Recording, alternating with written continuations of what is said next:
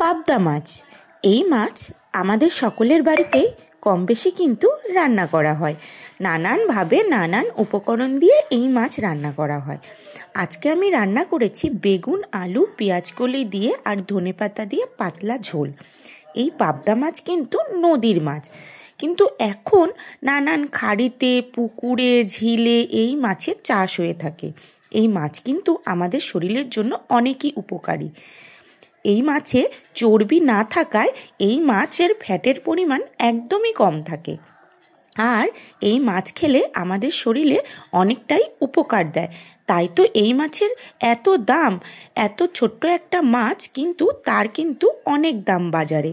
যাই হোক, আজকে আমি এই মাছ রান্না করব বলে সমস্ত রকম উপকরণ গুছিয়ে নিয়েছি।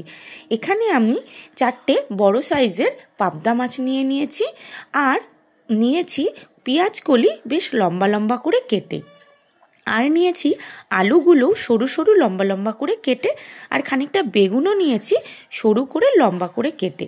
সাথে নিয়েছি একটু ধনেপাতা কুচি, আর নিয়েছি একটা বড় সাইজের টমেটো, সেটাও লম্বা লম্বা করে কেটে নিয়েছি।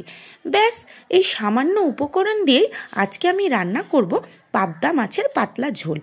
প্রথমেই আমি একটা বাটিতে মাছগুলোকে তুলে নিয়ে তাতে একটু নুন হলুদ মাখিয়ে নিয়েছি, আর যে একটা কড়াই তেল দিয়ে বসিয়ে দিয়েছি গ্যাসের ওভেনে।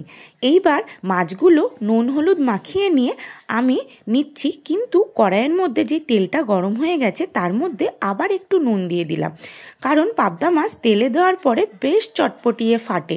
তার জন্য একটু নুন দিয়ে দিলাম যাতে মাছটা না ফাটে, আর যেহেতু এটা পাতলা মাছ কড়াইয়ে সহজেই লেগে যাবে, তাই জন্য একটু নুন দিয়ে দিলাম যাতে কড়াইয়ের মধ্যে না লেগে যায়। এবার এই তেলটা মাছ ভেজে তুলে নিয়েছি, সেই তেলের মধ্যেই একটু সাদা জিরে আর 2-1টা কাঁচা লঙ্কা ফোড়নে দিয়ে দিলাম। আপনারা চাইলে এখানে সাদা জিরের পরিবর্তে কালো জিরেও ব্যবহার করতে পারেন। এইবার ফোড়নটা যেই হয়ে গেছে, অমনি আমি ওই তেলের মধ্যে যে আলুগুলোকে কেটে রেখেছিলাম সেই আলুগুলো আর পেঁয়াজকলিগুলোকে দিয়ে একটু নেড়েচেড়ে নিচ্ছি, মানে একটু হালকা ভাজা ভাজা করে নেব। এখানে বেগুন, টমেটো, ধনেপাতা যা বাকি রইল সেটা একটু পরে দেব। যখন আলু আর পেঁয়াজকলিটা আমি ভাজছিলাম ওর মধ্যে একটু নুন দিয়ে দিলাম, না হলে কি হবে, আলুটা মজবে না আর এর ভেতরে নুনটাও প্রবেশ করবে না, তাই একটু দিয়ে দিলাম। সাথে একটু হলুদও দিয়ে দিলাম যাতে সহজেই এই ভাজাটা একটা কালার ধরে দেয়। এই মাছটা রান্না করা কিন্তু ভীষণ সহজ, বেশি কিছু উপকরণও লাগে না, আর খুব তাড়াতাড়ি কিন্তু এই মাছটা রান্না করা যায়। এই মাছ আপনি যেমনভাবেই রান্না করুন না কেন, সেই তরকারি অসাধারণ স্বাদ হয়, মানে তুলনামূলক কি আর বলবো। যাকে যাক, কথা বলতে বলতে আমার আলুটা আর পেঁয়াজকলিটা ভাজা হয়ে গেছে। এখন এর মধ্যে আমি বেগুনগুলো আর টমেটোটা দিয়ে দিলাম। আমি যখন রান্না করি সেই টাইমটায় আমার কড়াইয়ের মধ্যে রোদের আলো এসেছে। এই শীতের সময় রোদের আলোয় দারুণ ব্যাপার কিন্তু, যাই বলুন, রান্না করতে।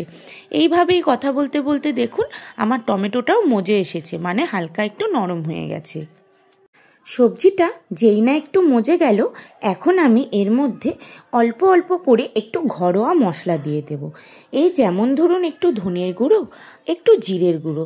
এটা আপনারা যদি মনে করেন দেবেন না তাতেও চলবে, আর যদি মনে করেন অল্প অল্প পরিমাণ একটু দেবেন তাতেও চলবে। আমি তো এখানে একদম সামান্য সামান্য পরিমাণে এই মশলাগুলো ব্যবহার করলাম। এটা আপনাদের একান্তই নিজস্ব ব্যাপার।